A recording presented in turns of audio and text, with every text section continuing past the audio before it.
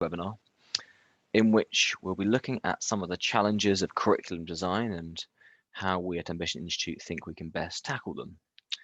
My name is Nick Pointer, and I'm a lead facilitator on the Curriculum for Senior Leaders program at Ambition Institute.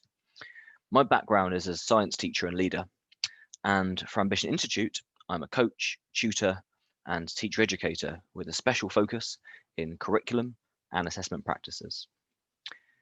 So this session, as the name suggests, is going to explore some of the challenges that schools face within the domain of curriculum design.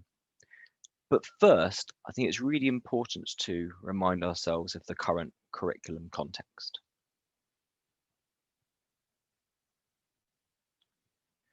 So as you're doubtless aware, there's been a renewed focus on curriculum over the last few years, thanks in part to Ofsted's curriculum review in 2018, where they found the following. Firstly, they found that too often teachers and leaders had not had the opportunity, training or support to think deeply about what it is they wanted pupils to learn and how that was going to be taught within their specific subjects. The importance of considering the nature of the subjects taught has been neglected in favour of generic CPD. They also found evidence of a narrowing of curricula, especially in upper Key Stage 2, with lessons disproportionately focusing on English and mathematics, and likewise in secondary schools, where subjects like English at GCSE were being taught through extracts rather than pupils engaging with full texts. In their review, Ofsted highlighted that obsessive levels of test preparation for Key Stage 2 SATs that in some cases started in Christmas in Year 6. And they also looked at the problems around shortening Key Stage 3 in order to start teaching GCSEs earlier, with pupils being required to select options and narrow their studies from Year 9. And in terms of curriculum, with assessment objectives being brought down from GCSE, being tracked as far back as Year 7. And the consequence of this was that many people spent their secondary education studying narrowed and shallow test content rather than a broader and more in-depth content across a subject area. Now, that's not to say that they're not in part to blame for this, as you can see in the following quote.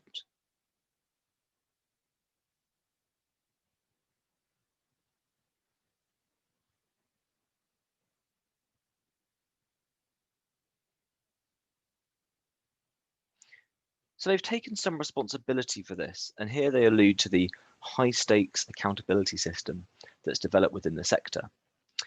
And to recognise the potentially damaging nature of this, have made amendments to their inspection framework, de-emphasising attainment and introducing the new quality of education category, which considers curriculum and teaching more broadly than simply focusing on results. So this renewed focus on curriculum has led to many schools allocating curriculum as a key remit within their senior leadership teams, but this has come with problems. Now, firstly, whilst we believe in the importance of subject expertise, there are a range of barriers to this existing in practice. It's important to acknowledge that no school leader can be a subject expert in every subject, and we can't expect them to be. However, it's equally the case that subject leaders or heads of department might not necessarily be subject experts themselves. And there are a range of reasons why this might be the case as follows.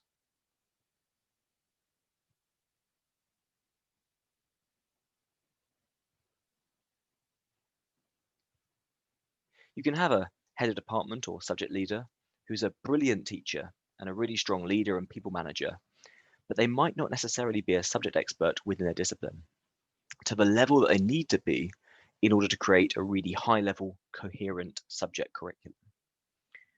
And often people don't know what they don't know. You might have a subject leader who's not engaged in the kind of thinking and discourse within their subject community, and so might not be aware that their existing curriculum has knowledge holes within it, or that it isn't structured the most valuable way for their subject. So school leaders in charge of whole school curriculum face a problem around how both to support subject leaders and also how to challenge and quality assure the subject curricula if they're not subject experts themselves. Secondly, senior leaders in charge of curriculum will also be contending with a lack of curriculum expertise. So firstly, in terms of themselves, the role of curriculum leader is relatively new in schools, but also in terms of their colleagues. In particular, assessment-led curricula have dominated for so long that the sector is lacking in the kind of understanding and expertise to know how to move beyond these. And lastly, we have the pressures due to the ongoing pandemic. Now, more than ever, it's really important that schools have really clear curricula in place to support in closing those knowledge gaps that we know have widened during the extended periods of partial school closures. So this afternoon, we're going to address these problems in turn, and starting with how to move beyond assessment-led curriculum approaches.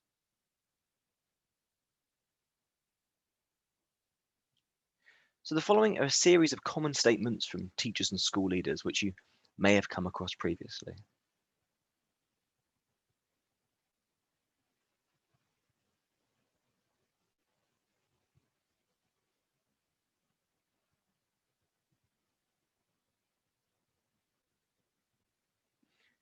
Now, of course, we know that it's incredibly important for students to get good exam results in order to support their life chances. But the question is, are assessment-led curricula the most effective way of achieving those outcomes? And this issue of assessment-led curricula was one of the big drivers for Ofsted's initial curriculum changes and the inspection framework overhaul. So I'm going to use a diagram by educator Greg Ashman to consider why assessment-led curriculum might be problematic.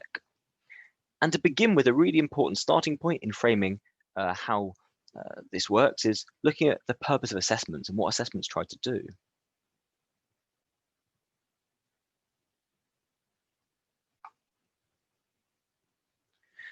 So no test in the world can directly measure everything we want pupils to know and be able to do.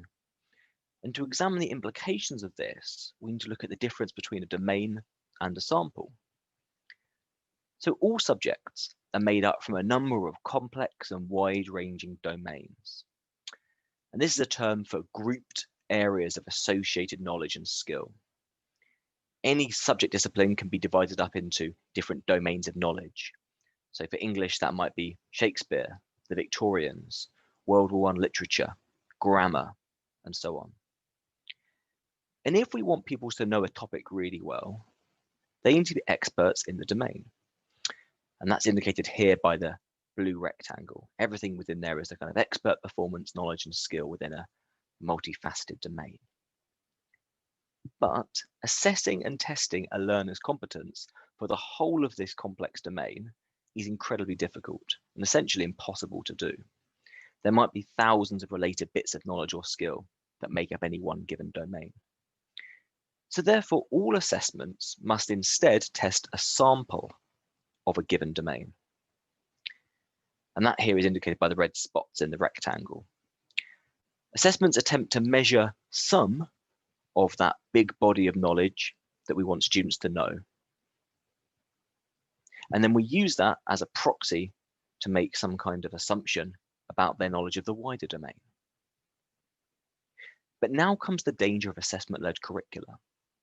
If we only teach the sample and use the sample to guide our curriculum, then we narrow the taught domain and end up with a curriculum that covers a very small fraction of the complex and wide-ranging domains of knowledge within our subjects. Now you might wonder, well, what's the problem with only teaching the sample? Doesn't that just mean our pupils will do really well in assessments? Well, actually, no. Any assessment framework gives merely a sample of the full domain of an area of knowledge, which is therefore even a smaller sample of the full content across a full subject discipline. If we look to cognitive psychology, it suggests that by teaching to the test, we risk giving pupils only very shallow, inflexible knowledge. By narrowing the curriculum content, we limit both what pupils know and the connections they can make within areas of knowledge. When presented with unseen assessment questions that require them to apply their knowledge to new situations, pupils end up unequipped to transfer and apply their narrow level of understanding. Alongside this, further, there's the philosophical, moral side to our curriculum decision making. Limiting the curriculum to solely the exam specification calls into question the perceived purpose of education. Do schools solely exist to prepare pupils for exams? So moving beyond assessment-led curricula is a real challenge in practice, especially for less experienced teachers or teachers who are not subject experts. This is often why teachers and schools overly focus on generic pedagogy within their curricula. Which brings us to the second issue that school leaders face in charge of the curriculum. So the following are another series of common statements from teachers and school leaders which you may have come across previously.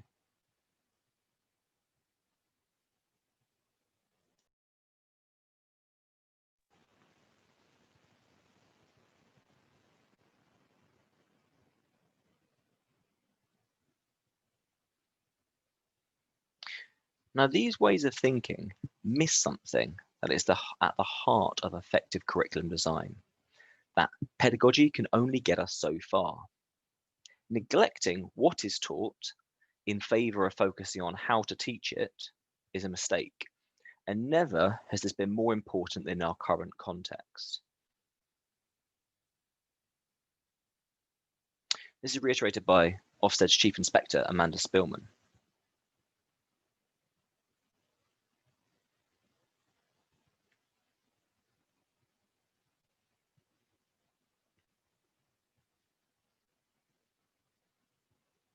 Spillman here asserts that at the heart of education must be considerations of the knowledge we want to impart. We therefore need to think carefully as school leaders and teachers about the intent of our curriculum, what is included within it, how we have chosen to organise and structure it, and why. These are the subject-specific questions at the heart of the subject disciplines we teach. So it's useful at this stage to explore a bit further why these pedagogy-focused curriculum approaches are so prevalent and why they're problematic. So from an accountability perspective, it kind of makes sense for school leaders to focus on generic teaching and learning pedagogies. We want some way of going into a classroom for a short period of time and saying, is teaching effective or not? Has learning taken place or not? And so we invent some kind of proxy that makes it easy to judge the quality of a teacher in 10 or 20 minutes. And that proxy has to be obvious and observable, and also universal across different subjects. And the upshot of this is we end up with 3-part lessons, mini plenaries every 2 minutes, pupils copying down learning objectives, lollipop sticks and traffic lights, and maybe carousel activities and students wandering around the classroom hunting for information. Now, focusing on pedagogy cannot be a replacement for core subject content and the subject knowledge that underpins our teaching. And pedagogy is absolutely incredibly important. Students won't learn if they're not engaged, and teaching is, of course, most effective when subject knowledge is taught most effectively, which means, in fact, that our focus should be on planning and sharing subject-specific best pedagogical practices rather than generic ones. Pedagogy is still important, but the focus needs to shift from the generic to the subject-specific. It's great if a student is highly engrossed and busy in an exciting and engaging lesson, but probably not if they're being taught the wrong thing, or not the most valuable content, or as a result of a lesson's structure, and not actually attending to the complex contexts and concepts a teacher would like them to learn. Now, again, this mindset can be hard to shift, particularly for new teachers if they lack subject expertise or confidence in their subject knowledge. And in these cases, it can be easy to rely on generic pedagogical approaches. And this is the final big area that needs considering by senior leaders in charge of whole school curriculum, tackling a lack of subject knowledge amongst teachers, and in particular with subject leads or heads of department who are responsible for constructing their subject curricula. Some of the factors that underpin a lack of subject knowledge in teachers or subject leads might be as follows.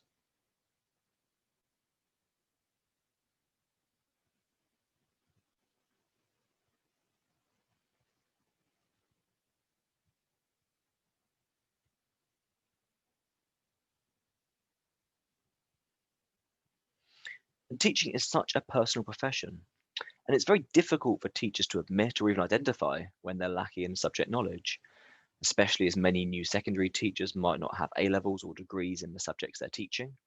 And primary teachers, of course, have to teach such a wide range of different subjects. Now, this is not helped by the fact that initial teacher education has historically lacked a focus on this component of training to be a teacher. So at this point, I'd like to pause briefly and invite you to take stock and individually reflect on your current context. So please take a moment to reflect on the following questions that are about to appear. And I think when thinking about constructing our curricula in a post-lockdown world, it's important to take stock and reflect upon where we're at compared with where we'd like to be.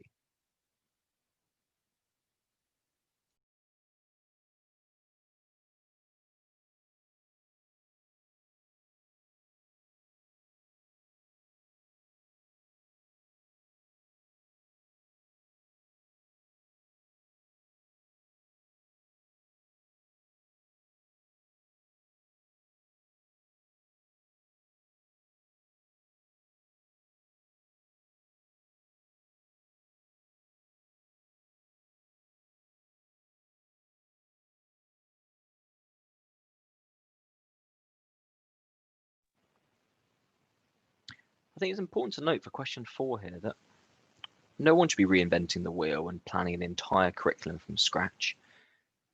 There are so many resources, experts, and places to go when considering curriculum design. Teachers can, of course, consult the national curriculum and government guidance, along with already available curricula, and by seeking out subject experts in their communities online or within your own school communities. Some schools try to tackle the problem of teachers' subject knowledge by buying in curriculums. And that's definitely one solution. But school leaders need to be clear that their teachers have a secure and detailed knowledge of how to personalize and contextualize these curricula for their own school contexts. Cognitive psychology suggests that the more knowledge a person has in long-term memory, the more they can learn. The American educator Don Hirsch Jr. uses the analogy of mental Velcro when referring to existing knowledge, saying that the more knowledge someone has in their long-term memory, the more easily they can acquire new knowledge, which will stick to it. They can more easily interpret, access, and contextualize new information by connecting it to what they already know, and therefore can learn faster than those without that prior knowledge. When we look at the attainment gap between disadvantaged pupils and those from less disadvantaged backgrounds, we can see something that Dr. Keith Stanovich referred to as the Matthew effect, which is a biblical reference. The analogy here is to money. The richer someone is, the more they can save, the more interest they can get. The poorer someone is, the less they have to save. They might even have to apply for credit, which itself accrues interest, and the rich get richer and the poor get poorer. And we can see this happens in knowledge as well. The more knowledge someone has, the more they have to connect it to, which means they have more opportunity to develop new knowledge and learn more and more quickly. However, our pupils from the more disadvantaged backgrounds often don't come to school with as much knowledge, with as much cultural capital, with as much vocabulary as their peers, and so have less knowledge to attach new experiences to. And this causes what might initially appear as a small gap in knowledge or skills to become progressively wider over time if not addressed. Ofsted discussed this need to have a curriculum designed to give all learners, particularly the most disadvantaged, the knowledge and cultural capital to succeed. And I think this is really important when it comes to looking at tackling disadvantage and tackling the knowledge gap, which we believe will have been particularly widened over the last few months. So whilst external curriculum might be a great starting point, any curriculum that's bought in or borrowed must be personalised to the needs and prior knowledge of your students to help them to learn as effectively and efficiently as possible. So how can you support your teachers and subject leads to do this? Well, we believe that curriculum development is not something that can be done quickly. It requires time and really hard thinking. There's a temptation following our period of partial school closures and the ongoing disruptions this year to try to cram as much as possible into the curriculum as quickly as possible. But we know that's not going to be effective in terms of students retaining their learning over time. There's no quick fix. What the Curriculum for Senior Leaders program does is give you the tools you need to start the process of identifying and tackling gaps that may have widened during lockdown. It's an 18-month program, which is based on the most current research into curriculum design and the way students learn from cognitive psychology, and is aimed at senior leaders in charge of curriculum across a school. The main aim of the Curriculum for Senior Leaders program is to equip senior leaders with evidence-informed knowledge of expert curriculum design, so that leaders can feel well equipped with the knowledge and skills to fully support their subject leaders with their curriculum development work. Now, I said we believe that developing the curriculum should be a carefully structured process, to be viewed as a change implementation process. And so as part of the program, we follow the principles outlined in the Educational Endowment Foundation's Putting Evidence to Work implementation cycle, which crucially says that implementation of change should be seen as a process, not a one-off event. And the program is structured to support you through this process over the 18 months to ensure it is as impactful as possible over time. Our cohort starts after February half term, so that by the summer holidays, in the EEF's implementation cycle, the explore and prepare phases will have been completed, ready for delivery of updated curriculums to begin in school from September.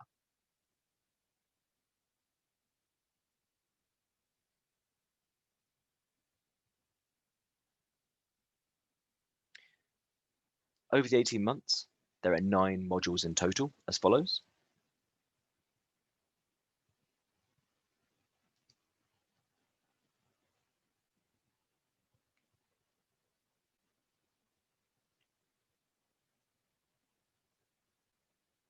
And so, starting after half term for our next cohort, modules 1 to 5 will be completed before the summer holidays.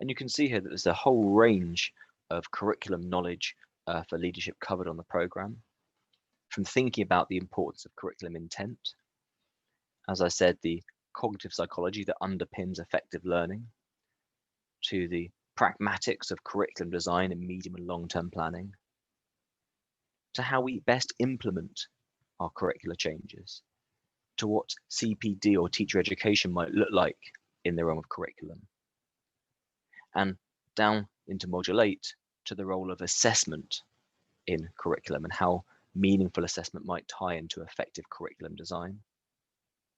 And lastly, in module 9, in looking at how we might assess the impact of our curriculum changes and our approaches. Now, each module has a very similar structure. Typically, each module consists of a development day conference, a package of independent work and reading based upon the most up-to-date expert thinking in curriculum, assessment, and cognitive psychology, and 2 twilight sessions per module, working with facilitator in small groups. And underpinning the program are our principles around the most effective curriculum design approaches. We provide senior leaders with a framework for supporting their subject leaders through Ambition Institute's principles of effective curriculum design, where we've looked to codify what expert curriculum design looks like. In particular, we look at how to support with the progression and sequencing of a curriculum, which now, more than ever, is key in ensuring that students are learning most effectively and efficiently. We've also said before that no school leader can be a subject expert in every subject, and we can't expect them to be. However, on the programme, we look at and develop a wide range of curriculum leadership knowledge, from how to conduct effective curriculum reviews to having open and developmental conversations about the content within a subject's curriculum offer. And this gets developed further in later modules on the course, where we look at the role assessment has to play in our curricula and how to best implement and measure the impact of curriculum changes.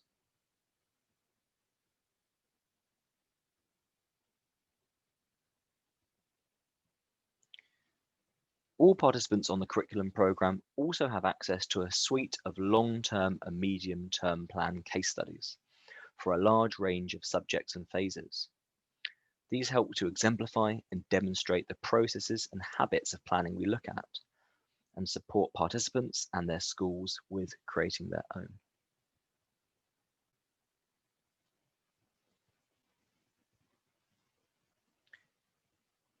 So we're currently welcoming applications for our new national cohort on the Curriculum for Senior Leaders programme, starting after February half term this year. The application deadline is the 26th of January. If you'd like to apply, you can head over to our website, which is on the screen.